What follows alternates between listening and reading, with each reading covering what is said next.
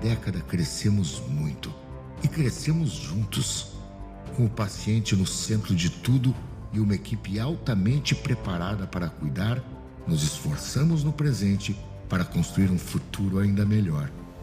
Nesses 10 anos, somos todos oncoclínicas e agradecemos a cada um que é parte dessa história.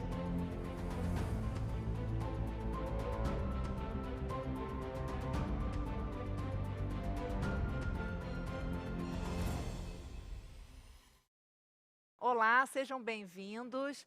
Obrigada pela presença de todos. Meu nome é Gisele Vitória. Eu vou moderar o painel Desafios na Jornada do Paciente com Câncer, organizado pelo Grupo Oncoclínicas. O Grupo Oncoclínicas apoia o movimento Todos Juntos contra o Câncer, que reúne mais de 200 entidades para o avanço nas políticas públicas do câncer no Brasil.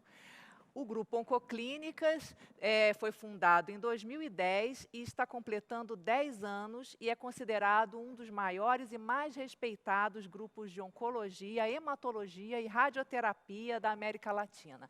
Nós vamos começar esse painel com a doutora Luciana Landeiro, médica oncologista, especialista em tumores femininos do NOB Oncoclínicas, a enfermeira Ana Messias, especialista da Gerência Assistencial Nacional do Grupo Oncoclínicas no Brasil. Kelly Cristina Rodrigues, especialista em experiência do paciente, CEO e founder da Patient Centered Consulting. E o Dr. Hélio Calabria, que é gerente médico executivo nacional do Grupo Oncoclínicas e médico especialista em cirurgia do aparelho digestivo. Estamos aqui com a doutora Luciana. Tudo bem, doutora?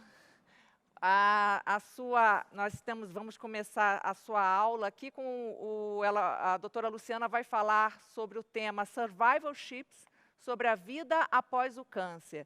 Com a palavra, a doutora Luciana Landeiro. Então, é uma alegria estar participando do TJCC, junto ao Grupo Oncoclínicas, e falando de um tema tão relevante, todos que estão envolvidos no cuidado do paciente com câncer. Então, eu começo falando um pouquinho da jornada da paciente com câncer de mama inicial. Esse é um exemplo, então nós podemos aplicar isso aos outros tipos de câncer. E para mulheres com diagnóstico de câncer de mama, em geral, tudo começa com a paciente indo fazer um exame de rastreamento, tá? E aí vale reforçar que os pacientes têm indicação de realizar, segundo o Ministério da Saúde, mamografia a partir dos 50 anos. Ou, eventualmente, a paciente pode palpar, na própria avaliação da sua mama, sentir alguma alteração na mama e ela busca, em geral, inicialmente o ginecologista, que então encaminha para o mastologista e a paciente é submetida a uma biópsia, é avaliada pelo patologista, que então consegue definir e fechar o diagnóstico de câncer de mama. Eu gostaria de frisar alguns dados brasileiros, tá? Esse estudo Amazona, que foi publicado recentemente em julho de 2020, que avaliou mais de quase 3.000 pacientes brasileiras e nos trouxe dados mostrando que 42% das pacientes brasileiras são diagnosticadas com menos de 50 anos. Então, esse é um dado extremamente relevante, porque, como eu falei, o Ministério da Saúde preconiza que os exames sejam realizados a partir dos 50 anos, mas nós temos na nossa população um grande número de mulheres diagnosticadas com câncer de mama com menos de 50 anos.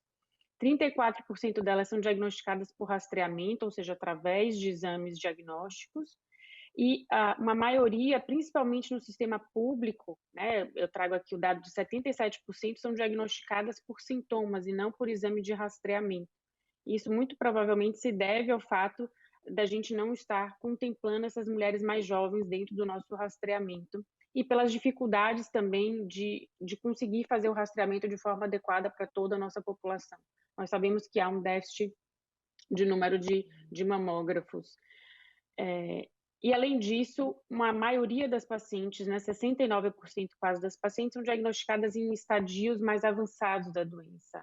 Estádio 2, estádio 3, isso também é um dado muito relevante, porque o nosso desejo, o nosso intuito com o rastreamento é diagnosticar essas pacientes num momento mais precoce e, dessa forma, conseguir curá-las no maior número. Nós temos algumas outras dificuldades em relação a essa etapa, né, que é a etapa do diagnóstico, e isso faz parte da jornada dessa paciente, que são dificuldades relacionadas à patologia, como eu falei. Então, o patologista é quem vai definir, bater o martelo do diagnóstico dessa paciente. E aí eu trago para vocês algumas dificuldades pré-analíticas, que são dificuldades relacionadas ao preparo da biópsia do material que é retirado da mama da paciente, né? Então, nós temos inúmeros serviços no Brasil em que a biópsia é feita num serviço e a patologia é feita em outro serviço. Então, a forma de armazenamento desse material após a coleta faz toda a diferença para que o patologista possa dar as características adequadas, nos informar, né? Enquanto oncologista, eu preciso dessas informações para definir a melhor estratégia de tratamento.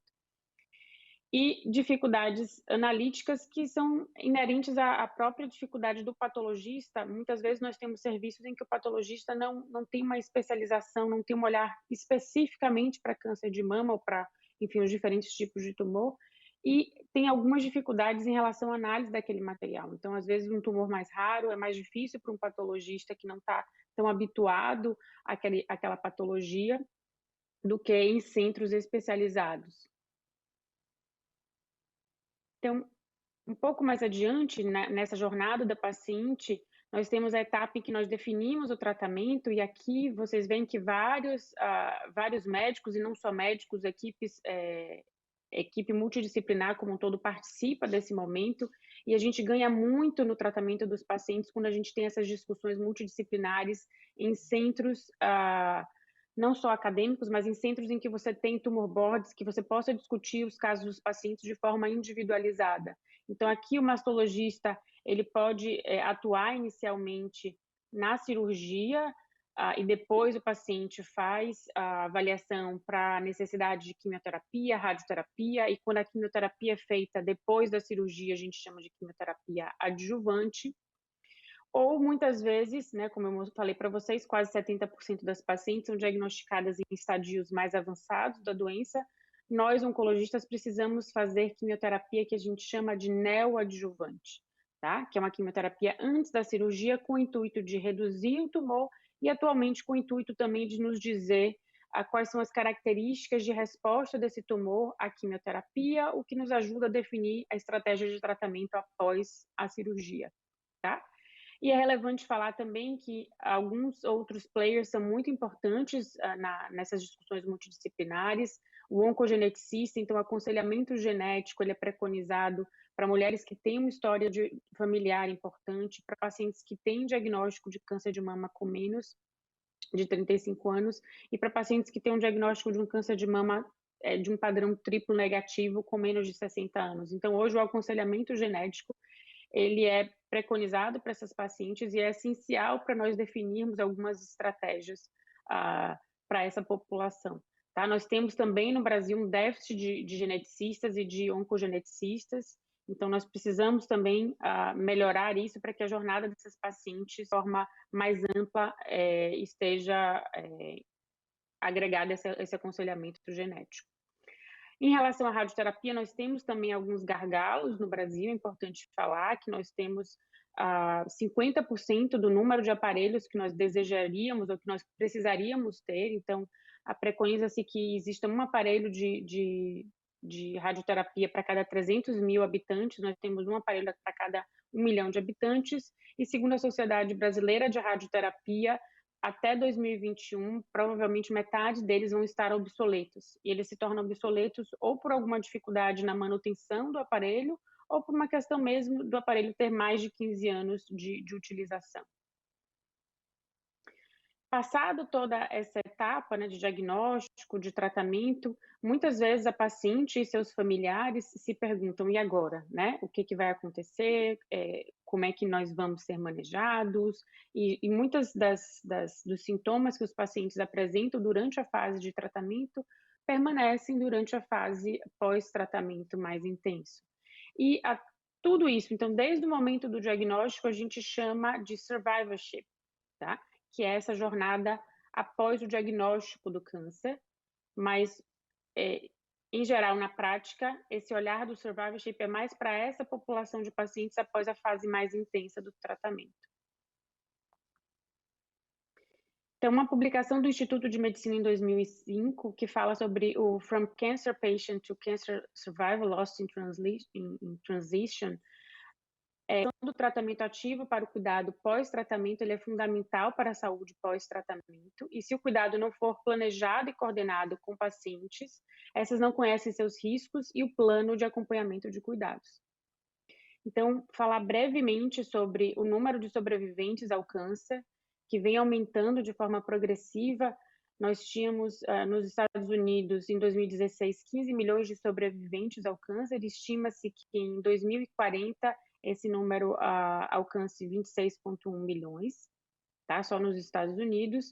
Mas ao redor do mundo, em 2016, nós tínhamos já 32 milhões de pacientes sobreviventes ao câncer. Os mais importantes, né, o número maior de pacientes sobreviventes são os pacientes com câncer de mama e câncer de próstata. E como eu falei, 1/3 desses pacientes, eles apresentam sintomas persistentes, como fadiga, dor, muitas vezes depressão, alterações do sono após essa fase mais intensa do tratamento. Então, o survivorship, ele atua na vigilância e prevenção de recidivas a novos tumores, a novos cânceres. Ele identifica e gerencia antes e durante essa terapia oncológica, essa fase mais intensa de tratamento, no que se refere a efeitos tardios e de longo prazo, tanto médicos quanto psicossociais. Então, há uma abordagem de questões da sexualidade, de distúrbios do sono, cardio-oncologia, que o paciente pode desenvolver alterações cardíacas relacionadas ao tratamento, a questão da oncofertilidade, que é extremamente relevante. Então, muitas mulheres têm adiado o desejo de gestar e, com isso, a mulher envelhece e tem um maior risco de desenvolver câncer de mama, e esse desejo de gestar ele tem que ser postergado. Então, é muito importante a gente discutir quais são as opções de preservação da fertilidade nessa paciente que vai precisar de um tratamento com quimioterapia. A cessação de tabagismo é importante para todos os tipos de câncer, é uma questão de saúde pública. A oncogenética, como eu mencionei, também é muito importante, e outras especialidades também que fazem parte. Então, a psicologia é extremamente importante nesse acompanhamento, a nutrição é extremamente importante nesse acompanhamento. E, além disso, aconselhamento e assistência à modificação do comportamento em saúde.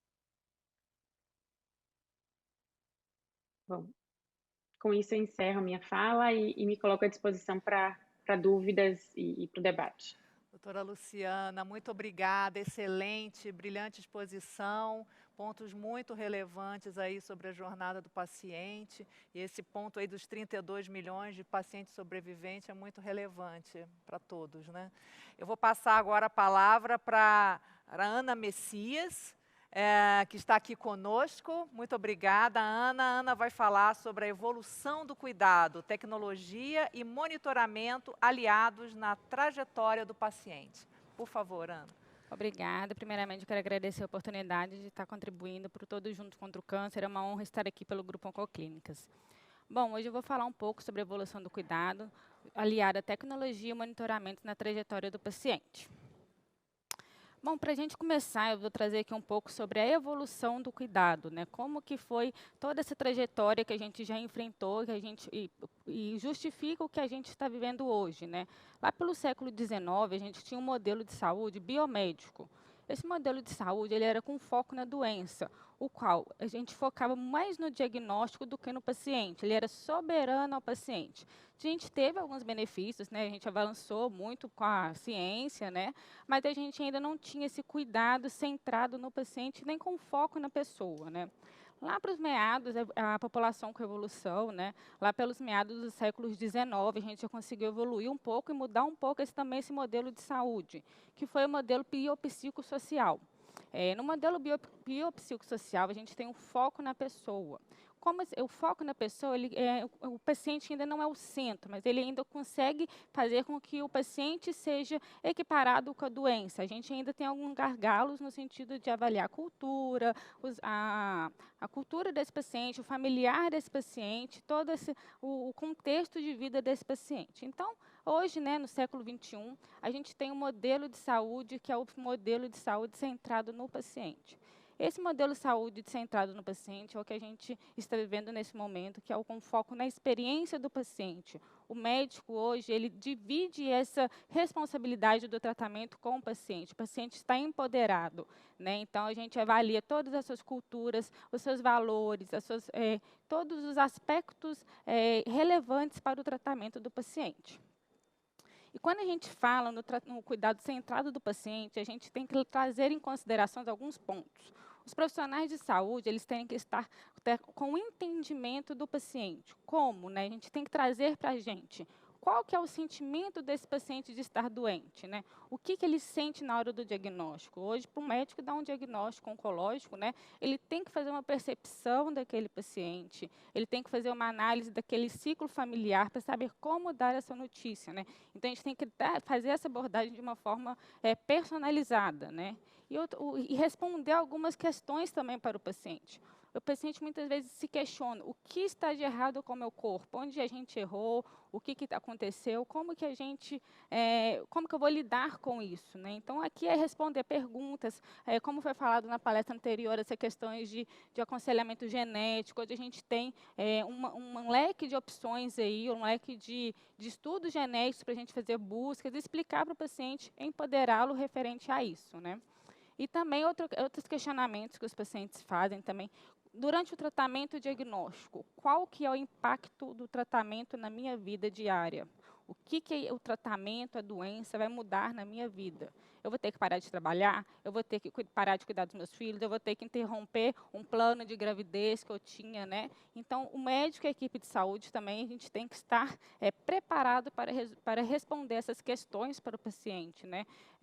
E, juntamente com isso, também explicar a trajetória do tratamento e as expectativas de cura para esse paciente, no sentido de ser claro, de falar das possibilidades, de explicar de cada fase do tratamento. Hoje a oncologia tem N opções de tratamento, compartilhar esta conduta com o paciente, né? Então, nós temos que estar sempre ao lado do paciente, não mais a gente à frente, mas sempre ao lado, dando apoio e segurança para esse paciente.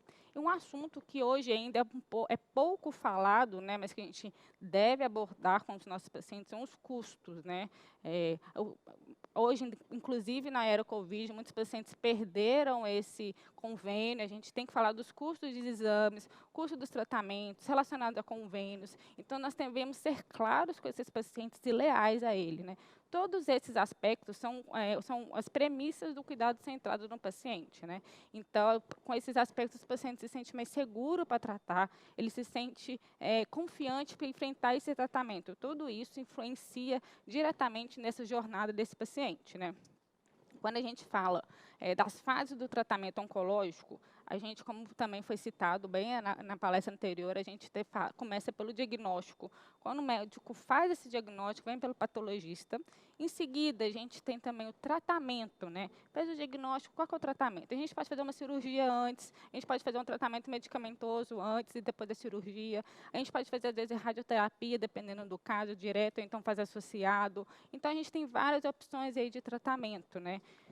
E quando a gente fala, eu vou trazer um pouco aqui sobre o tratamento medicamentoso, né, antineoplásico. Quando a gente traz esse tratamento antineoplásico, o paciente ele vai ter várias trajetórias nesse período. Ele vai ter toxicidades, reações, o corpo dele vai mudar. Então, ele vai ter vários aspectos que nós da equipe de saúde temos que estar cientes e atentos para esses sinais. Então, a gente deve fazer o monitoramento desse paciente desde o diagnóstico, quando esse paciente chega na nossa unidade, durante o tratamento dele, durante toda essa trajetória e até o término desse tratamento. A gente tem, quando esse paciente acaba esse tratamento, ele se questiona, e agora? Eu posso voltar para a minha rotina normal? Eu estou seguro para isso? O paciente tem que se sentir seguro para voltar para a rotina dele, do dia a dia, voltar a executar as tarefas que ele tinha. Também ele pode ainda ter alguns sintomas relacionados ao tratamento, que ainda podem postergar alguns meses, né? E mesmo após o término, ele tem que voltar a esse médico para fazer alguns monitoramentos, para fazer um controle dos exames, por um longo tempo ainda. Então, aqui, para a gente falar um pouco sobre a tecnologia, né, aliada a esse cuidado do paciente, eu trouxe uma teoria de Merri, que é um médico brasileiro, que ele fala sobre as tecnologias em saúde, né? Quando a gente fala de tecnologia, a gente vê na mente, né, os avanços da internet, androides, etc. Mas quando a gente fala em saúde, a gente tem vários tipos de tecnologia. E ele definiu em 3 tipos, né? A gente tem a tecnologia leve dura e a dura. Quando a gente fala de tecnologia leve, a gente fala de relações, né? É aquela tecnologia que você evolui nas relações, você cria um vínculo, você não automatiza aquele cuidado, você tem um acolhimento com aquele paciente. É algo abstrato, que a gente não consegue tocar. E quando a gente fala de tecnologia leve e dura, a gente associa o saber, né, o conhecimento. Então, a gente completa essa tecnologia leve com o nosso saber, com o nosso conhecimento, todos aliados. E a tecnologia dura é o que refere aos equipamentos tecnológicos. Eu posso falar de um notebook, de um celular, de Androids, de sistemas dentro disso tudo. E o que o paciente oncológico, né, e todos os pacientes, né, de atendimentos esperam da gente? Eles esperam que a gente consiga aliar todas essas tecnologias, né, que é para o atendimento ideal para esse paciente, para a gente conseguir que ele esteja no centro desse cuidado e aliar tudo, né, dentro desse cuidado do paciente oncológico. E como que a gente consegue aliar todas essas tecnologias, né? Quando a gente fala de tecnologia leve e dura, e leve, a gente hoje na oncologia, a gente conseguiu avançar bastante, no sentido de, a gente começou, a enfermeira navegadora, ela veio para o atendimento oncológico, né, começou nos Estados Unidos já há alguns anos, e hoje ela já chegou no Brasil, a gente já tem várias atuações, inclusive no Grupo Oncoclínica, a gente já tem atuações da enfermeira navegadora. O COC é uma enfermeira sênior, uma enfermeira que tem um conhecimento técnico alto, no sentido dela conseguir aliar tanto a tecnologia do conhecimento oncológico, tanto essa questão do acolhimento do paciente. Então, ela vai estar presente desde o diagnóstico do paciente, durante a trajetória desse paciente, o tratamento, e no final desse tratamento, reinserindo esse paciente para a sociedade, né? E também a gente tem hoje ainda enfermeiras de práticas avançadas, que a gente tem algumas atuações aí nas unidades básicas ainda de saúde, mas a gente ainda está construindo alguns conceitos e entrando também junto com o nosso COFEM para a gente conseguir atuar também. E quando a gente fala de tecnologia, né, dura, hoje a gente vive um cenário, né, Covid, que mudou, né, os conceitos de tecnologia no mundo inteiro. Então, a gente traz a telemedicina aliada, né, ao cuidado, né, no sentido desse paciente não interromper o tratamento, no sentido desse paciente que às vezes tem uma dificuldade de ir à unidade por estar no interior, por estar em outro estado. Então, a gente trouxe essa telemedicina aí, juntamente com a gente, né, para facilitar o cuidado dessa trajetória do paciente também. Só um minutinho. Pronto. E aqui, esse ano, a gente já teve a ASCO, que é o Congresso Mundial de Oncologia, né, um dos congressos mais importantes que a gente tem da área. E um dos focos principais da ASCO foi a telemedicina e justamente o monitoramento dos pacientes, né? Então, é um foco assim, que está super em alta. Acho que o Covid acelerou muito. Acho não, né? O Covid deu uma celeridade muito nesses processos e comprovou a importância dessas fases. Então, eu trouxe esse artigo que foi apresentado este ano, né, que ele fala da tecnologia aliada, né, à saúde, no sentido de reduzir os gaps entre países desenvolvidos e subdesenvolvidos, de alta renda e baixa renda, né? Então, esse aqui é um ponto muito positivo no sentido da gente dar acesso à saúde através da telemedicina, né? A gente enfrentar barreiras e quebrar essas barreiras para os pacientes terem acesso a uma alta tecnologia, a um atendimento de qualidade, né? Que às vezes dentro de alguns interiores a gente não tem essas oportunidades e esses profissionais, né? Então, juntamente a isso, a gente também tem aliado como os benefícios, né? A gente tem a conveniência do acesso, no sentido de eu não ter que me deslocar para estar presente, né? Eu posso me deslocar, desde a gente pode fazer uma consulta, dependendo dentro de um carro, dependendo se a gente tiver algum acesso à internet, dentro de casa, a gente não precisa se deslocar. E junto a isso também, né, a gente tem a redução de custos. Muitos pacientes que moram no interior, moram em outros estados, têm que fazer essa viagem, né, de avião, de carro, realizar compra de hotel, etc. Então, a gente trouxe aí também uma redução de custos e um dos aspectos muito importantes também, trazendo para esse contexto, é a melhora do atendimento ao paciente. O médico, por ele não ter o exame físico, ele atual com o paciente, ele está disponibilizando um tempo maior para essa consulta. Então, por ele ter essa fragilidade nesse cuidado, ele está utilizando, aproveitando maior o tempo dele com o paciente, sendo mais criterioso com os exames, dando uma atenção maior para esse paciente, justamente para a gente também não perder o tato com o paciente, né? E também a gente tem a capacitação de médicos de países em desenvolvimento. Médicos dos países desenvolvidos estão fazendo capacitações com outros médicos de outros países.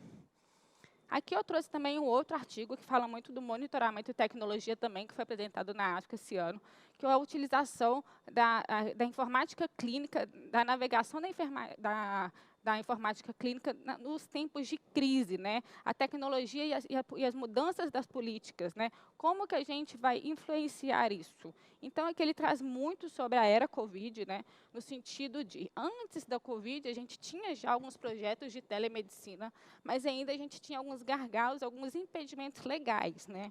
Com a era Covid, a gente conseguiu ter uma celeridade nessa legalidade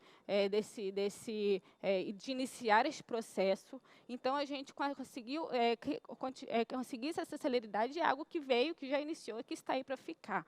Né? A gente conseguiu um melhor atendimento, que foi que relatou também no estudo anterior, e também a telemedicina é uma das muitas soluções de informáticas que está ajudando na gestão das crises, né, que a gente tem vivenciado. E também aqui ele fala muito também do monitoramento desse paciente. Hoje a gente pode utilizar a telemedicina para fazer um monitoramento desses pacientes que estão em segmento clínicos, que tem que vir só para fazer alguns exames complementares de pós-tratamento. Às vezes, os pacientes, no início, antes de se iniciar esse tratamento, mostrar alguns exames para os médicos. Então, a gente tem vários momentos nesse tratamento para que esse paciente não deixe de estar presente e fazer esse controle durante essas fases de tratamento e durante o pré também. Hoje, né, com a era Covid, com esse medo que surgiu na sociedade, muitos pacientes não fizeram diagnósticos, muitos pacientes não foram às consultas. Então, isso aqui é um auxílio para que isso não ocorra e para que o paciente não deixe de procurar o profissional, né? Então, alguns desafios que a gente tem enfrentado também, que o artigo traz, são os locais de má qualidade com a internet, ou que ainda não tem nenhum acesso à internet, né? O que impede, às vezes, o funcionamento de algumas plataformas, e pacientes que não têm acesso ao notebook, smartphones, etc. Isso aqui a gente tem que trazer também como um lado positivo, no sentido dos nossos governantes estarem percebendo essas fragilidades e também podendo fornecer algum acesso para essa população menos favorecida, né? A gente também tem alguma adesão à tecnologia, né, no sentido de algumas pacientes não aderirem a essa tecnologia, às vezes por serem idosos, por ter alguma dificuldade, etc. E também um ganho, que inclusive a gente já tem no Brasil, é a cobertura, que aqui está colocando desafio, mas hoje a gente já tem a cobertura de alguns convênios, né, que já fazem o pagamento dessa consulta por telemedicina, né, mas ainda é um desafio porque nem todos os convênios estão fazendo essa cobertura, mas a gente já tem vários convênios que já estão promovendo essa plataforma para todos os pacientes. Aqui eu trago um pouco assim da minha experiência, né, como aliar no dia a dia nosso a tecnologia ao monitoramento desse paciente durante toda essa trajetória. Hoje eu estou atuando muito aí no projeto de navegação oncológica, né, o qual esse navegador oncológico, ela dá a mão para esse paciente desde o início do tratamento, né. Então, ali, ela já consegue auxiliar tanto no diagnóstico, auxiliar pós-diagnóstico para exame de estadiamentos, exames complementares, dar a mão para esse paciente, coordenar todo esse cuidado do paciente, né, gerenciamento de demandas clínicas, demandas do próprio tratamento, fazer orientações e contato com esse paciente pós-unidade. Hoje, quando o paciente trata, não é porque ele saiu da nossa unidade, não é porque ele saiu da nossa clínica, que ele não é nossa responsabilidade mais. Hoje, quando o paciente trata com a gente, ele é responsabilidade até o final. Então, a gente tem que dar esse suporte para ele. Quando ele sai dessa unidade, eu tenho que ligar para ele, fazer esse monitoramento pós, fazer esse monitoramento caso ele esteja internado, fazer essa prevenção de algumas reações que ele pode ter durante o tratamento. Então, por que tem que ser uma enfermeira sênior, né? No sentido dela ter todo esse tato, toda essa competência técnica para conseguir fazer esse monitoramento desse paciente. Paralelamente a isso, também ela pode fazer uma questão de telemedicina. Nossa telemedicina hoje, no grupo, a gente consegue abordar equipe médica, equipe de enfermagem, equipe multi. Então, também ela está dentro, aliando a tecnologia a esse cuidado também do paciente. E também, como eu já falei, a gente trouxe um desenvolvimento aí da plataforma de telemedicina que a gente consegue ampliar toda a equipe médica, equipe multi, equipe de enfermagem. E quando a gente fala dos survivorships, né, que são os pacientes quando eles terminam essa fase do tratamento, né, equipe multi é muito importante para reinserir esse paciente na sociedade, né? Então, fazer esse monitoramento com a nutrição, com a psicologia, fazer todo esse cuidado com o paciente, né? Então, a telemedicina está aí para auxiliar e para promover esse cuidado com a gente. E era isso que eu tinha que falar. Está aqui meu e-mail para quem quiser contactar. Estou às ordens. Muito obrigada pela oportunidade. Muito obrigada, Ana. Excelente, muito interessante a sua exposição. Bom, nós vamos seguir agora com a palestrante Kelly Rodrigues. A Kelly vai falar como a experiência do paciente impacta na jornada contra o câncer. Bom, eu gostaria de agradecer ao Grupo Oncoclínicas pelo convite, parabenizar aí os demais palestrantes, e como vocês podem perceber, a jornada do paciente ela tem abordagens e aspectos muito diferentes. Eu vou falar como que a experiência do paciente impacta nessa jornada enfrentada pelo paciente com câncer, e eu posso dizer isso pela minha experiência. Eu trabalho na área de saúde há mais de 20 anos, mas estou dedicada ao tema de experiência do paciente desde o começo desse movimento no Brasil, que foi em 2014, fui estudar fora, na Cleveland Clinic, que é uma referência mundial em experiência do paciente. O que me motivou foi realmente a minha história pessoal. A minha mãe teve câncer, minha mãe teve um mesotelioma pleural, que é um câncer super agressivo, e teve uma jornada muito difícil. E eu me questionei muito, porque se nós que tínhamos muito acesso, eu por ter sempre trabalhado na área de saúde, conhecer todo mundo, minha mãe tem um plano de saúde privado muito bom, e se minha mãe, que tinha todos esses acessos, teve uma jornada muito difícil, eu fico imaginando quem não tem nada. Então, esse movimento, Todos Juntos contra o Câncer, é um movimento lindo e que, com certeza, me sinto honrada por participar desse evento e poder falar um pouco dessa experiência e como tudo afeta a experiência do paciente, e isso também afeta o desfecho clínico. Então, vamos lá, vou contar um pouco para vocês. Primeiramente, o que é a experiência do paciente? A gente ainda tem que desmistificar muito isso, né? Muita gente acha que a experiência do paciente é agradar o paciente, a satisfazer o paciente, a fazer só o que o paciente quer. E, por um outro lado, quem já trabalha com segurança e qualidade acha que também já atuava com a experiência do paciente.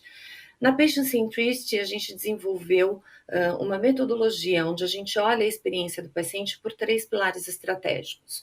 Primeiro, segurança e qualidade assistencial. Eu sempre digo que não adianta a gente estender o tapete vermelho para o paciente e matar o paciente de um evento adverso, de uma infecção hospitalar, né? Então, quando a gente fala de segurança e qualidade, a segurança assistencial são todos os estudos e práticas para diminuição e eliminação de riscos na assistência em saúde que podem causar dano para o paciente.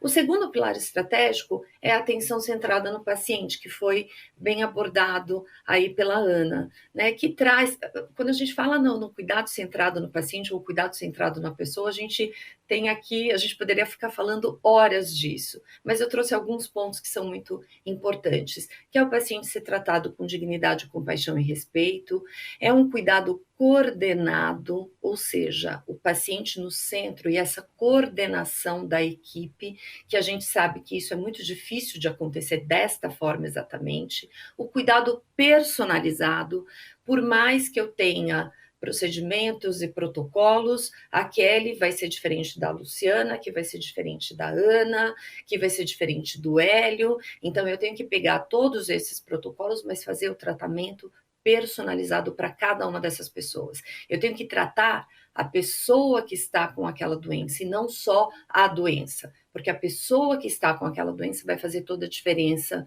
no desfecho clínico. E o apoio para o autocuidado. Isso é o que vai, como disse a Ana, empoderar o paciente, mas esse empoderamento é no aspecto de informação. Se eu não capacitar essa pessoa, se eu não educar esta pessoa, ela vai se cuidar só no momento que ela estiver ali no tratamento. Então, a gente tem que dar informação, educar e dar apoio para o autocuidado, para essa continuidade do cuidado. E aí, quando a gente fala na excelência da jornada, que todo mundo pensa que a experiência do paciente é só olhar esta excelência na jornada, essa excelência na jornada, ela se refere a vários aspectos. Aqui eu trago alguns dos aspectos, como o acesso físico facilitado junto à instituição ou aos profissionais de saúde, o atendimento de forma ágil, a interação humana, a qualidade dessa interação, as informações e orientações necessárias para o seu deslocamento durante essa jornada. E aqui a gente tem alguns conceitos principais sobre a experiência do paciente. A experiência do paciente, ela vai além da satisfação, mas ela deixa os pacientes satisfeitos. A gente pode ter um resultado negativo, ou seja, o desfecho clínico foi a morte, mas ainda assim ter uma experiência positiva. Não é porque muitas vezes a gente sabe que o desfecho clínico vai ser a morte, que a experiência não pode ser positiva, muito pelo contrário. E muitas vezes o que acontece é, o resultado é positivo, mas a experiência é negativa, né? O desfecho foi bom, mas a jornada foi ruim. E a experiência do paciente, ela está ligada ao envolvimento dos colaboradores. Isso vale muito ressaltar. A gente precisa cuidar de quem cuida, a gente precisa cuidar dos profissionais de saúde. Os profissionais de saúde, ao contrário do que todo mundo pensa, não são super-heróis, são pessoas, né? Como os pacientes. Então, a gente precisa cuidar de quem cuida para a gente poder oferecer uma boa experiência do paciente. E os pacientes julgam os profissionais de saúde não apenas sobre os resultados clínicos, mas também sobre cuidados compassivos excelentes centrados no paciente. Os pacientes pouco têm condições de entender as questões técnicas, então eles acabam tangibilizando o atendimento por todos esses outros cuidados compassivos. E o que os pacientes querem? Os pacientes querem respeito, os pacientes querem agilidade, querem empatia, querem proximidade e querem personalização. E aí, quando a gente fala nas dimensões da experiência, a gente tem aqui essa tríade. A primeira coisa é sucesso. O que é sucesso para a gente na área de saúde? Tecnicamente, como profissionais, nós temos que ser muito bons e o cuidado tem que ser de segurança e com qualidade. Mas não adianta também eu só ser tecnicamente muito bom, ter um cuidado com segurança e qualidade e o paciente não ter acesso. Então, assim, o esforço para ele conseguir esse atendimento é muito grande. E quando ele consegue esse atendimento, a jornada dele é muito ruim, a emoção é negativa. Então, eu preciso ter sucesso, tecnicamente ser muito bom, o cuidado tem que ser de segurança e de qualidade e oferecer acesso para esse paciente com o menor esforço possível e com a maior emoção positiva. Então, essas são as dimensões da experiência. E vale dizer que quando a gente fala em memória de uma experiência, só 5% é racional e 95% é emoção. E eu não conheço nenhum serviço na face da Terra onde a emoção esteja mais presente do que na área de saúde, principalmente quando a gente fala de pacientes oncológicos, que é um momento onde a pessoa sente que a vida está indo embora de alguma forma. Não estou dizendo que todo paciente que tem câncer vai morrer, a gente já viu aí na apresentação da doutora Luciana quanta gente está sobrevivendo, e se Deus quiser a gente vai sobreviver ainda muito mais com tanta tecnologia, mas o impacto de saber que de ter um diagnóstico com câncer é muito grande. Então imaginem como a emoção está presente aqui. E olhar para esse 5% racional e 95% de emoção nos ajuda, como profissionais de saúde, a entender como nós temos que ter empatia, como nós temos que ter paciência, né? E pensar, se eu tivesse no lugar dessa pessoa, o que seria? A minha mãe teve o diagnóstico dela, ela estava internada, e ela teve o diagnóstico, ela estava sozinha no quarto, de uma forma muito fria, e quando eu fui conversar com o médico disse assim para mim, olha, de acordo com os estudos clínicos, esse tipo de paciente com esta patologia morre em 8 meses. E eu fui entender ao longo da minha jornada, da jornada da minha mãe, e depois quando eu fui estudar a experiência do paciente, que os profissionais de saúde, eles também são jogados na fogueira, né? Como é que você vai dar um diagnóstico de que a mãe de alguém vai morrer, que o filho de alguém vai morrer? É muito difícil. Mas tudo, e os profissionais não são preparados para isso desde a sua formação. Então, é muito por isso que eu digo que a gente precisa cuidar de quem cuida, que a gente precisa oferecer ferramentas para os profissionais de saúde para eles conseguirem se conectar com isso. Mas tem aqui uma máxima, que é, se você é médico, se você é profissional de saúde, quando você for dar um diagnóstico, pense bem. Se você fosse falar com a sua mãe, você falaria desse jeito? Se você fosse falar com o seu filho sobre o seu filho, você falaria assim? Então, se você disser que sim, pelo menos acho que a gente já está no caminho certo. E quando a gente fala de experiência do paciente, a gente tem uma correlação com a segurança do paciente. Os pacientes podem e devem ser usados como parceiros na identificação de práticas não seguras, e isso ajuda a aumentar a eficácia e a segurança. Uma vez nós fizemos um trabalho, um grupo focal com pacientes que tinham passado por uma internação hospitalar, pacientes com câncer, para entender como tinha sido a experiência deles. Eu lembro muito de uma paciente que contou que ela estava com pique, com acesso venoso, e uma enfermeira entrou no quarto e disse assim, olha, dona Maria, todo profissional que entrar aqui no quarto para manusear o seu pique precisa lavar as mãos. E o que aconteceu? A gente acaba não falando isso para os pacientes. Por quê? Porque isso é óbvio. Mas é óbvio para a gente, isso não é óbvio para o paciente, não é óbvio para o familiar. Então, é importante a gente entender que o óbvio precisa ser dito.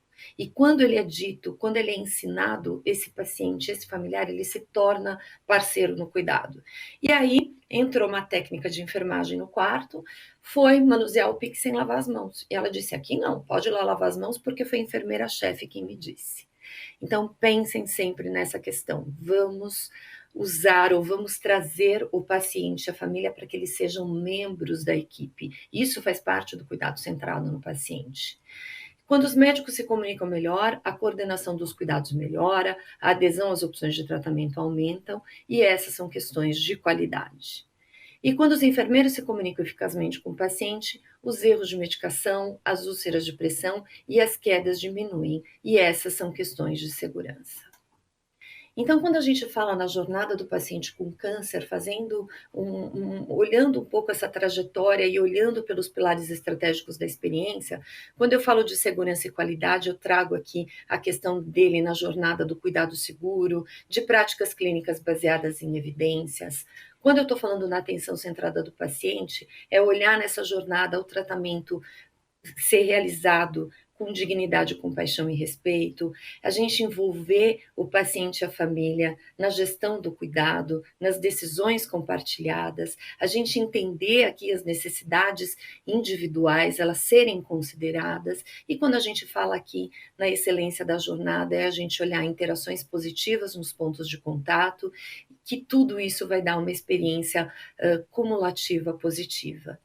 E o que eu posso para finalizar aqui é dizer para vocês que a ansiedade e o medo, elas atrasam a cura, mas elas são atenuadas pelo apoio emocional e psicológico. Então, olhar a experiência do paciente não é só o que é bonitinho, mas ou o que é o politicamente correto, mas é o que é certo para todo mundo. É o que é certo para o paciente, é o que é certo para a família, é o que é certo para o colaborador, para o profissional de saúde, e que isso com certeza vai trazer resultado para todos esses players e para a instituição de saúde também.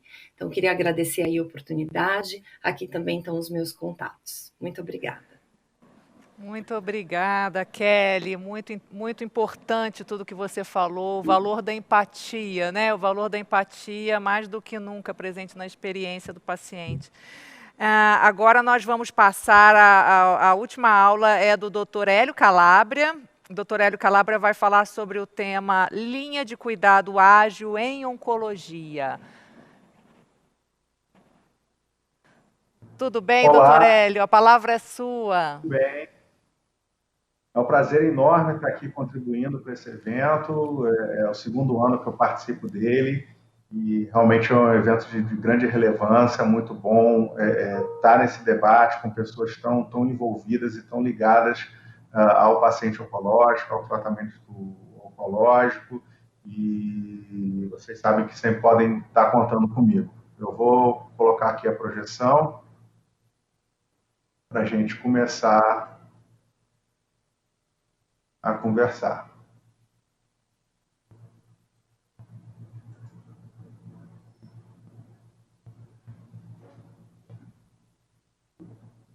Bem, vamos lá. O objetivo é a gente estar conversando aqui um pouco sobre a linha de cuidado do paciente oncológico.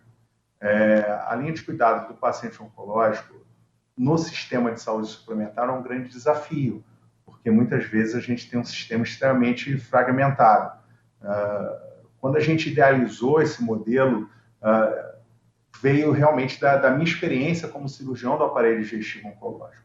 A realidade que a gente encontra, muitas vezes, é um paciente que sai do consultório do cirurgião com um diagnóstico que realmente assusta bastante, com 10 guias de pedidos de exame na mão, e aí ele começa realmente uma jornada que muitas vezes é difícil, porque ele acaba tendo que, de forma fragmentada, começar o tratamento dele. A gente tem, muitas vezes, o paciente conseguindo realizar um exame de imagem num local, até mesmo numa região da cidade, um outro exame num outro local, numa outra região da cidade, daqui a 20, 30 dias, 40 dias, e o paciente demorava muito para voltar para mim. E muitas vezes o paciente me ligava: poxa, doutor, eu vou estar com tudo pronto daqui a 60 dias. O senhor não falou para mim que eu estou com câncer? Eu posso esperar tanto tempo assim? E isso sempre me angustiou bastante. Então, quando eu migrei para a gestão de saúde, para a gestão médica, eu vim com esse histórico de ter realmente sentido na pele a angústia do paciente e a própria angústia profissional, porque a gente sabe que o câncer é uma doença tempo-dependente. E quanto mais tempo a gente levar para colocar o paciente na definição clínica, e aí definição clínica a gente sabe que muitas vezes só vem através de uma cirurgia, isso me angustiava bastante, porque quanto mais tempo você demora para realizar o procedimento cirúrgico, maior a chance de o estadiamento estar mais avançado. Então, a velocidade na definição clínica do paciente oncológico ela é importantíssima. Então, dentro desse modelo da linha de cuidado, a gente tem como objetivo criar uma linha de cuidado integrado, mesmo que o paciente não esteja dentro de um cancer center, como a gente tem, principalmente nos Estados Unidos e na Europa.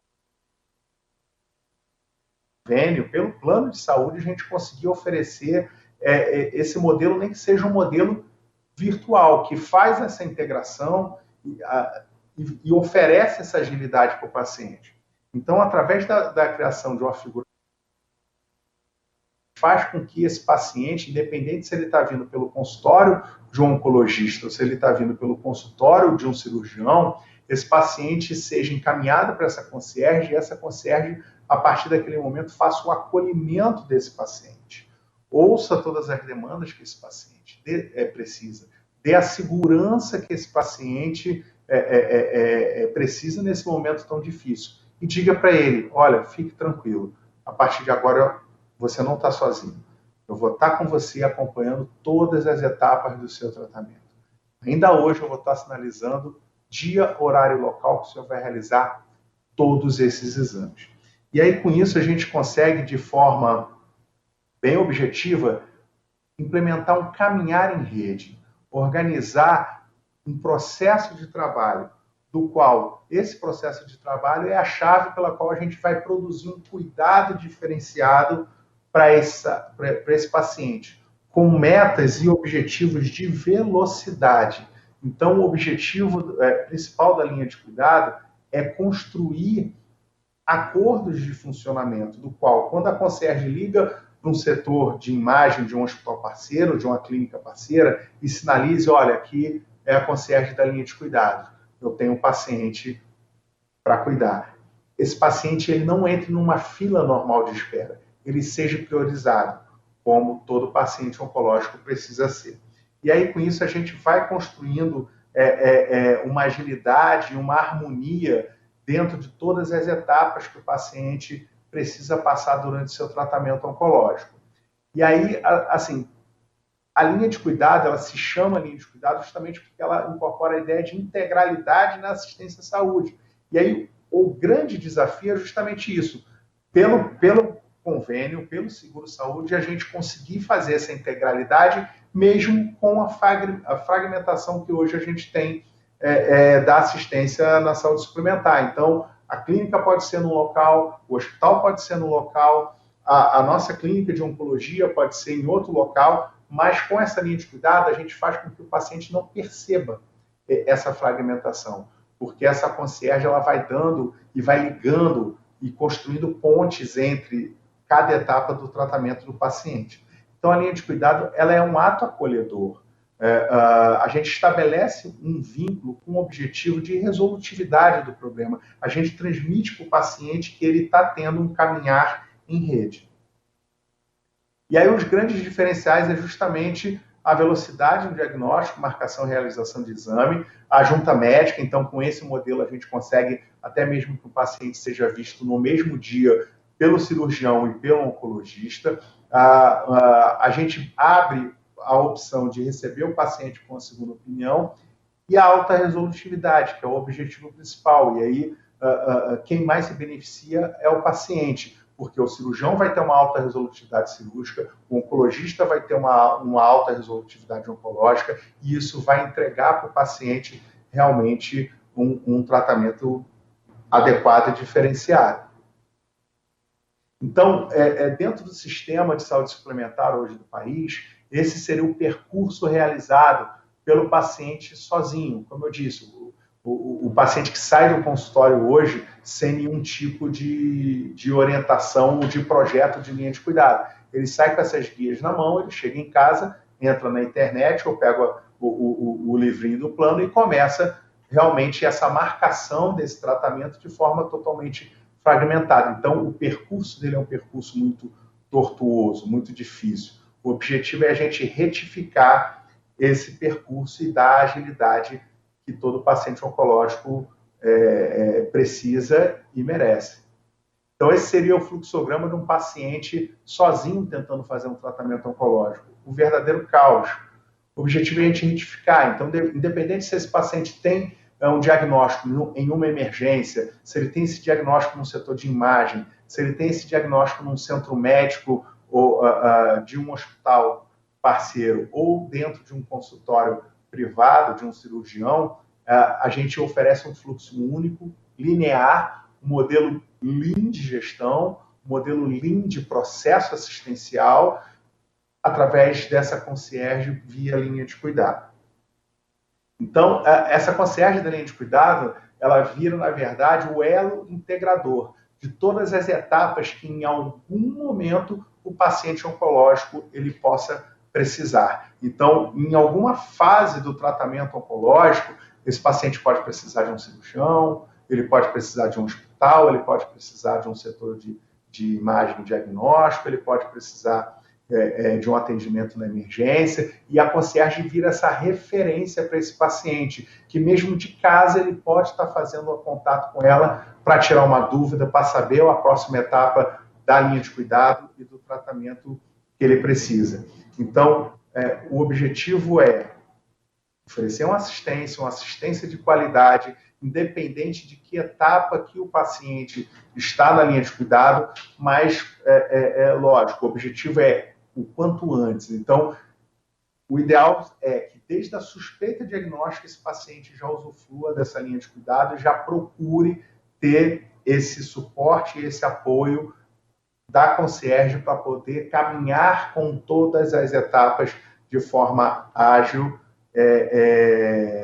e eficiente. Então, só complementando, isso é um exemplo do mês de julho do nosso projeto no Rio de Janeiro. Esse projeto ele já está sendo replicado para todo o país. nós tivemos 336 atendimentos. Então, nós conseguimos fazer a diferença no tratamento oncológico de 336 pacientes, que foram gerados todos esses exames, procedimentos, e já encaminhados para quimioterapia, radioterapia e cirurgias sendo realizadas. Então, nós conseguimos acolher 336 pacientes em apenas um mês e oferecer dentro do mesmo mês já toda a definição clínica para esse paciente. Então, realmente, a gente fez a diferença assistencial na vida desse paciente, fez a diferença clínica, e eu não tenho dúvida que isso impacta no resultado do paciente, impacta no resultado principalmente de cura e também de sobrevida, porque quanto antes operar esse paciente, maior a chance de cura. Quanto antes iniciar o tratamento de quimio e radioterapia, maior a chance de cura também. Então, o paciente oncológico, ele tem pressa, ele precisa ter a resolutividade dele. E aí, no sistema de saúde suplementar que nós temos, nós precisamos buscar essa integração e buscar essa agilidade que dá para fazer. Organizando os processos, a gente consegue realmente quebrar essas barreiras da fragmentação do sistema. Essa é a apresentação que eu tinha para fazer. Eu gostaria de ficar à disposição para tirar dúvidas, para o debate, e a gente poder complementar essa coisa tão importante que é a linha de cuidado do paciente oncológico. Obrigado. Muito obrigada, doutor Hélio, muito importante a sua apresentação. Bom, para encerrar o painel, nós vamos assistir a 2 vídeos. O primeiro deles é um vídeo sobre a campanha O Câncer Não Espera, Cuide-se Já, idealizada pelo Instituto Oncoclínicas, com o apoio de entidades, entre elas o Todos Juntos contra o Câncer.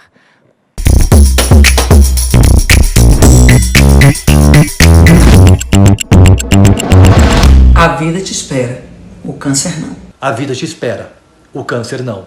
A vida te espera, cara. O câncer não. Vivemos um tempo de cuidados redobrados. Cuidados com o coronavírus e com a saúde como um todo. É importante manter uma alimentação saudável, equilibrada, uma rotina de atividades físicas que garanta a saúde tanto física como emocional. E a saúde depende também da sua atitude em relação a outras doenças como o câncer. É importante se cuidar, porque o câncer não escolhe o momento e pode se agravar com o tempo. Sabemos que nesse momento muitos casos de cânceres não estão sendo diagnosticados. Portanto, fiquem atentos a possíveis sinais e sintomas que possam apresentar. Diante desse cenário, a nossa maior arma no combate ao câncer ainda é a detecção precoce, que aumenta em muitos as chances de cura. Fique atento aos sinais do seu corpo, procure seu médico. Procure um oncologista. O diagnóstico precoce do câncer e o tratamento precoce pode salvar a sua vida. O medo dessa pandemia não pode vencer a luta contra o câncer. Porque uma coisa é certa, o câncer é uma luta contra o tempo. O câncer não espera. Cuide-se já.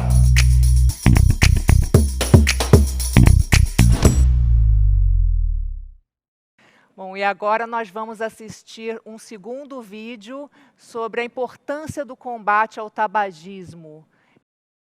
Como você quer estar daqui a alguns anos?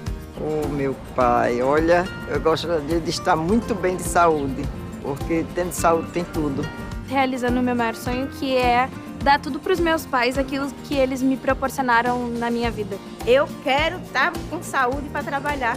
Quero estar estudando, pesquisando, viajando o mundo. Eu quero estar bem de saúde, eu quero estar feliz, vivendo a vida da melhor maneira que eu puder. Rapaz, do jeito que eu estou.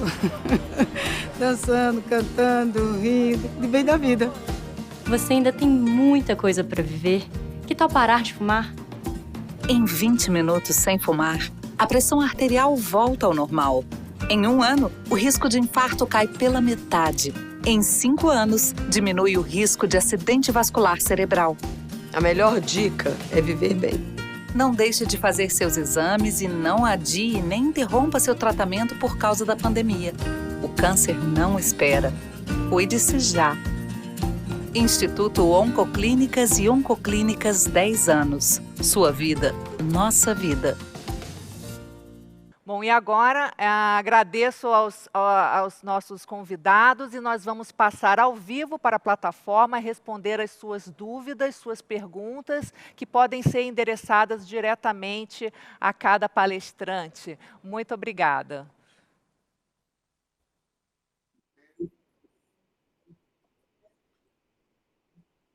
Olá, olá, estamos ao vivo.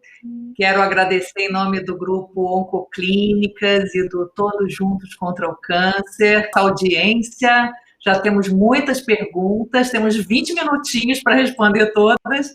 Eu queria agradecer aqui a presença novamente aqui. Estamos com roupas diferentes, né? A doutora Luciana Landeiro, a Kelly Rodrigues, a Ana Messias, o doutor Hélio Calabria, e ele pede muitas desculpas, mas infelizmente ele teve um imprevisto profissional e ele não vai poder participar do nosso debate ao vivo, coisas de médico, né? E eu queria abrir essa rodada nossa com uma pergunta de uma das vozes importantes hoje no ativismo pelos direitos das mulheres, que é a Luísa Monet, que está nos ouvindo aqui e nos manda uma pergunta, faz uma saudação às mulheres maravilhosas que estão aqui, que fizeram grandes exposições. E eu vou ler aqui a pergunta dela. Sabemos que no câncer os pacientes já estão extremamente fragilizados numa jornada de tanta luta. Nos últimos 6 meses, isso ficou ainda mais difícil, com todos os cuidados reforçados na pandemia da Covid-19. Sabemos que o profissionalismo e gestão são palavras-chave, empatia, humanização e individualização também. Minha pergunta todas na experiência de vocês nos últimos 6 meses, lembrando que os profissionais de saúde estão lidando com uma carga de tensão muito mais intensa hoje por conta da pandemia. Quais foram os aprendizados? Qual foi a grande história vivida? Qual foi a maior lição para fazer o melhor pelo paciente com câncer em tempos tão difíceis? Vou passar a palavra para a doutora Luciana Landeiro. Boa noite a todas. É um prazer participar dessa mesa de discussão. Falas belas, pude aprender também muito com cada uma dessas falas. Então, acho que essa pergunta é muito importante para esse momento que nós estamos vivendo. Eu acho que no início da pandemia nós tivemos a oportunidade de olhar muito para nós mesmos, né? de nos iniciar um autocuidado, e dessa forma, eu acho que cuida melhor da gente, quando a gente avalia o que a gente pode fazer de melhor para nós, a gente consegue ver o que a gente pode fazer de melhor para todos que estão ao nosso redor, né? Então, no caso, quando eu consigo melhorar a forma e a ter uma maior sensibilidade em relação às necessidades dos nossos pacientes, né? Que estão, como o Kelly muito bem mencionou, no momento fragilizados e precisam desse acolhimento, precisam desse abraço, né? Então, eu acho que veio como essa oportunidade de crescimento individual e coletivo. Eu acho que isso como uma... Perfeito, obrigada.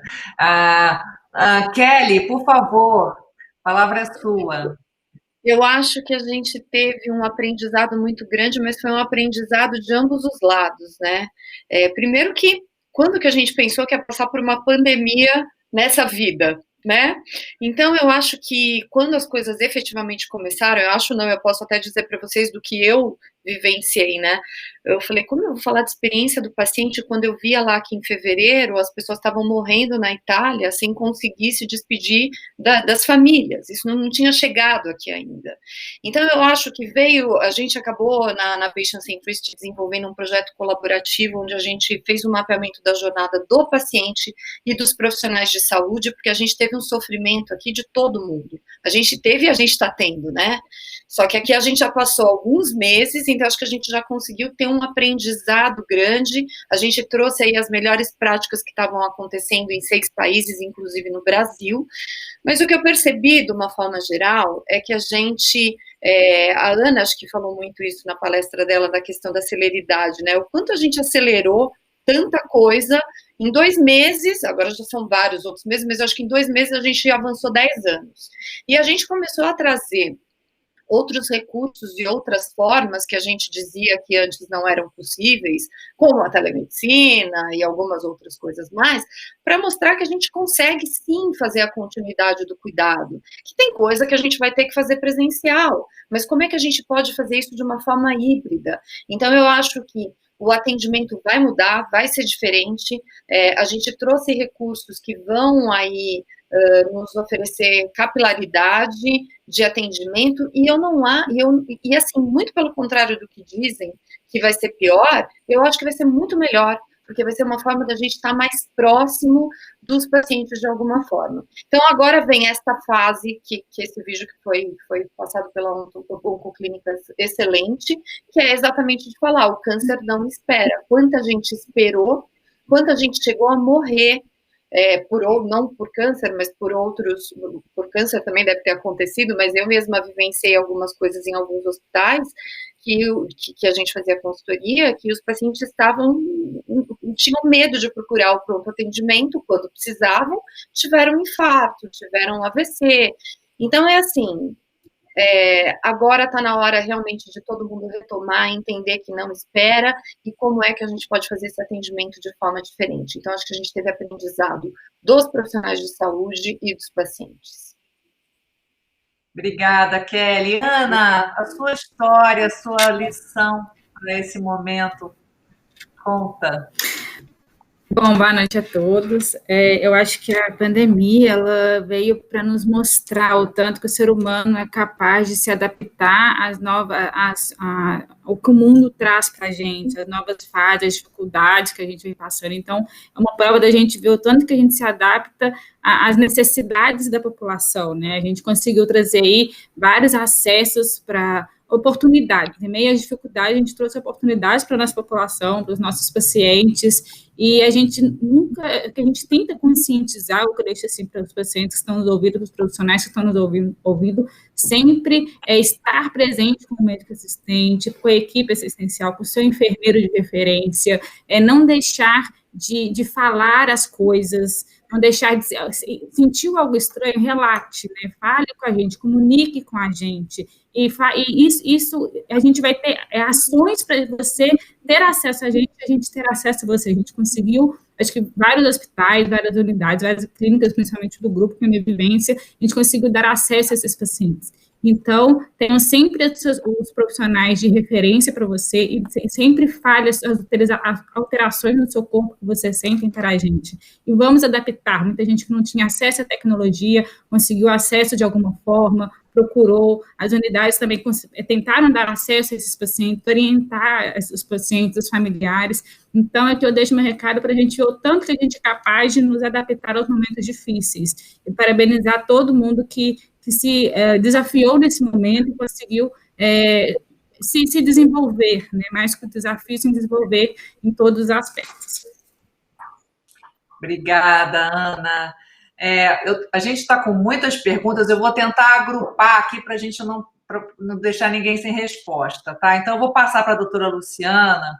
Doutora Luciana, na verdade, temos algumas perguntas que eu vou agrupar aqui. Uma delas é o seguinte: como é o tratamento do câncer em mulheres gestantes? Por que muitas mulheres entram em depressão pós-tratamento? E uma outra pergunta seria no seguinte sentido, vamos ver se ficar muita coisa para responder, a gente quebra, mas vou tentar aqui. Na jornada do paciente, sinto falta de assessoramento para reinserir o paciente na sociedade e no retorno ao trabalho. Como vocês estão pensando e tratando isso? Dá para responder as 3? Eu posso dizer uma coisa?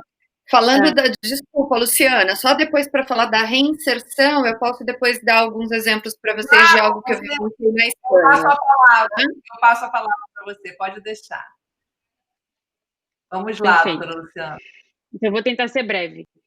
tratamento da paciente diagnosticada com câncer durante a gestação, né? Então, a gente tem alguns casos que são diagnosticados durante a gestação, alguns casos que são diagnosticados durante o período de gestação, e tudo isso é denominado de câncer associado à gravidez.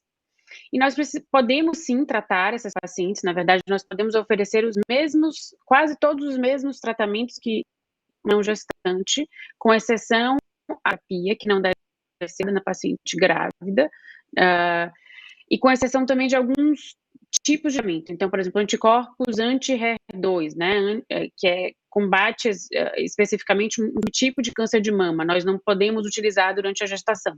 Então, nós precisamos adaptar muitas vezes o tratamento, mas nós podemos tanto ofertar cirurgia como tratamentos quimioterápicos para uma mulher que seja diagnosticada com câncer de mama durante a gestação, tá? Em relação à segunda pergunta, que é a depressão após o diagnóstico, após o tratamento do câncer de mama, isso é algo que nós temos sempre um olhar muito sério. Então, desde o momento inicial, nas equipes multidisciplinares, nós contamos com uma psicóloga, tá?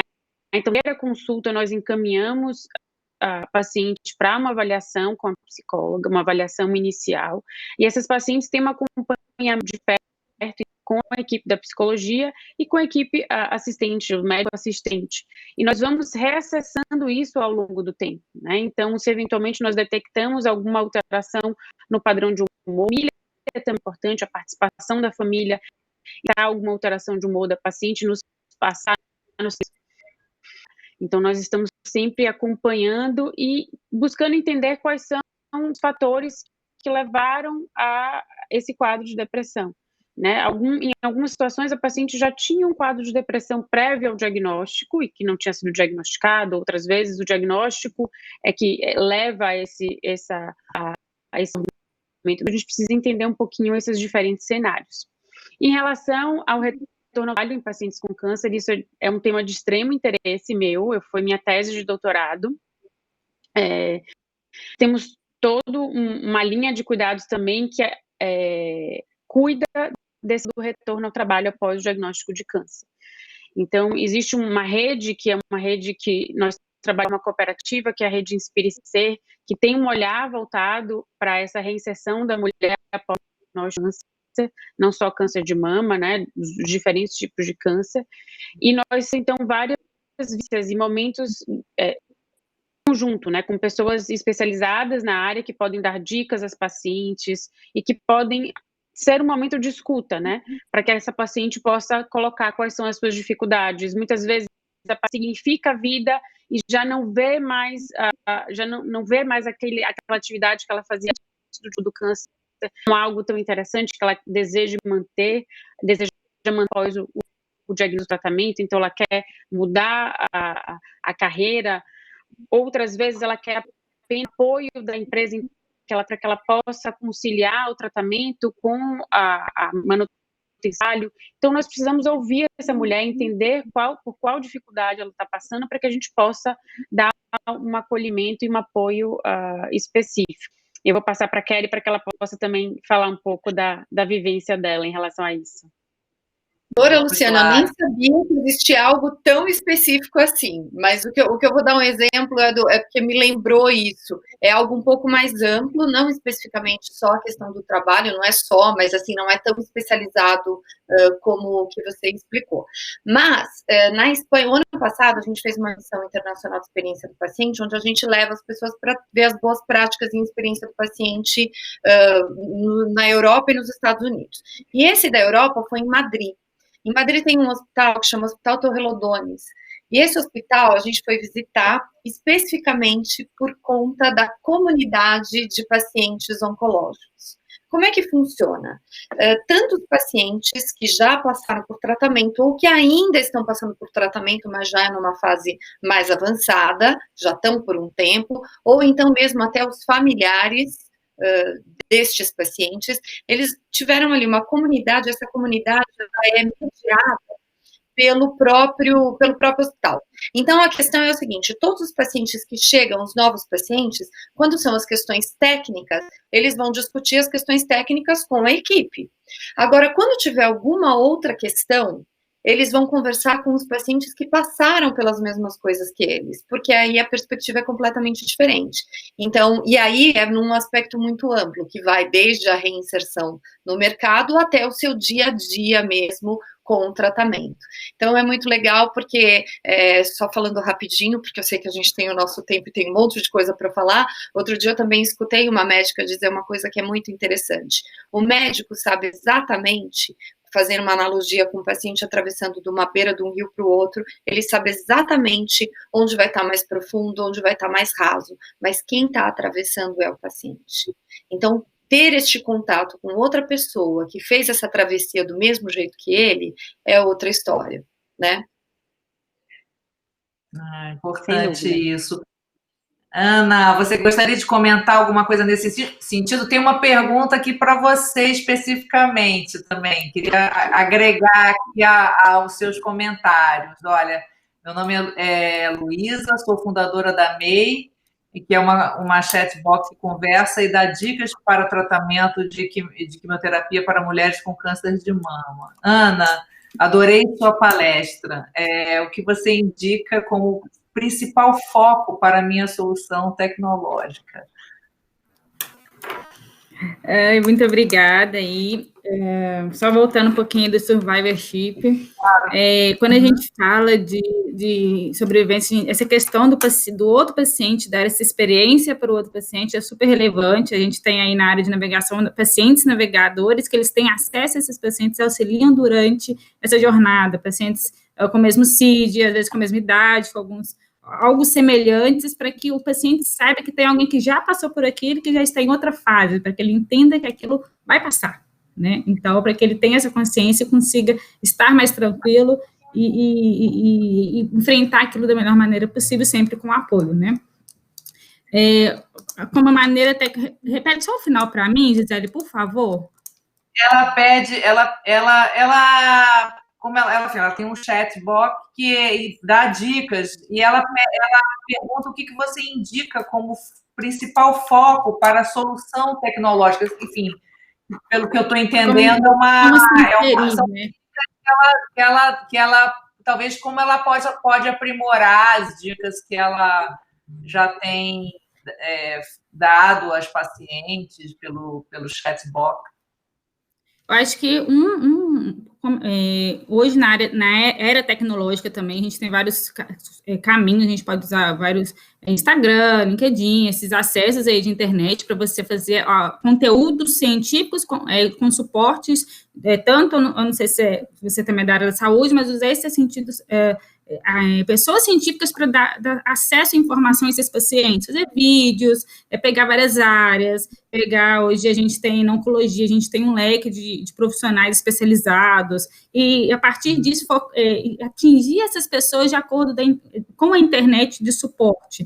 Hoje a gente tem todo mundo, tem um Instagram, tem um Facebook, olha na internet, hoje você vai no médico, você pesquisa antes de ir, então utilizar isso aí de suporte sempre com um toque científico e um apoio aí por trás disso tudo, né, para você empoderar esse paciente, dar informação para esse paciente, e junto aí acalentar toda essa trajetória aí dele, e ser um suporte também e referência para outros quesitos também durante a oncologia, dentro da oncologia. Não sei se eu respondi, mas eu vi que também que você já mandou outra pergunta, a gente pode conversar depois, posteriormente, mais detalhado também, está à disposição.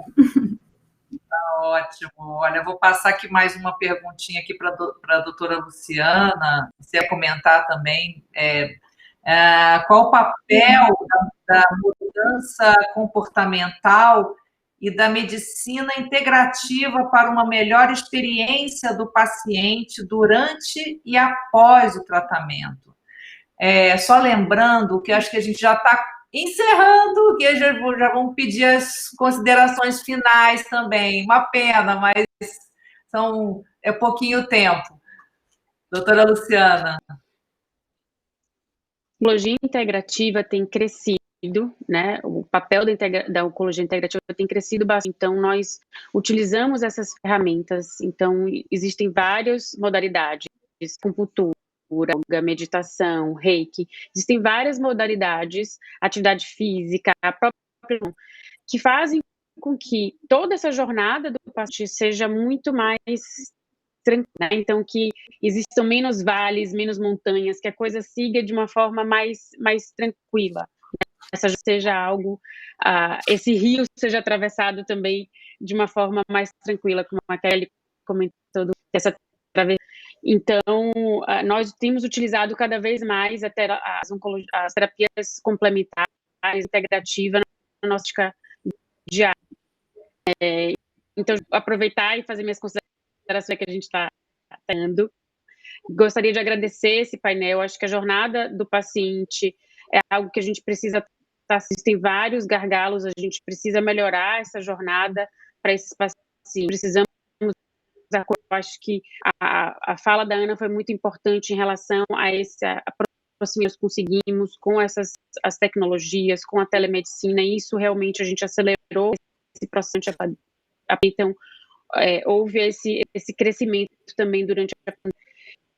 Isso, então me coloco para tirar qualquer outra dúvida que tenha surgido e que a gente não tenha conseguido discutir no painel, na discussão. Muito obrigada, doutora Luciana. Kelly, por favor, as suas considerações finais, assim,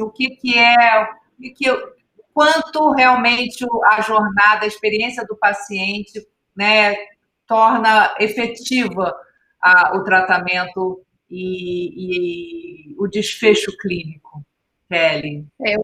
Eu acho que olhar essa jornada pela perspectiva do paciente, não pela nossa perspectiva como profissionais de saúde, faz toda a diferença, porque, como eu já falei aqui o tempo todo, né, ele que está sentindo, então a gente precisa realmente co-criar com esses pacientes, ter essa visão de fora para dentro, para que a gente realmente possa acolher. Eu não tenho dúvida nenhuma, e eu até coloquei lá na minha apresentação um estudo clínico especificamente que diz, né, que o medo e a ansiedade atrasam a cura, mas que eles são atenuados pelo apoio emocional e psicológico. Então, eu acho que quando a gente recebe um diagnóstico que já é um atestado de óbito, já realmente é muito complexo. Então, é isso, olhar a vida do paciente por essa perspectiva. Muito obrigada, Kelly. Ana, esses tempos difíceis aí, os enfermeiros e os médicos, né? Mas os enfermeiros foram, né, heróis aí desse, né? Estão sendo heróis aí desse momento tão complexo. Dê a sua palavra final aí enfim, um pouco a moral da história, né? Da jornada do paciente, né? E o trabalho de vocês, por favor.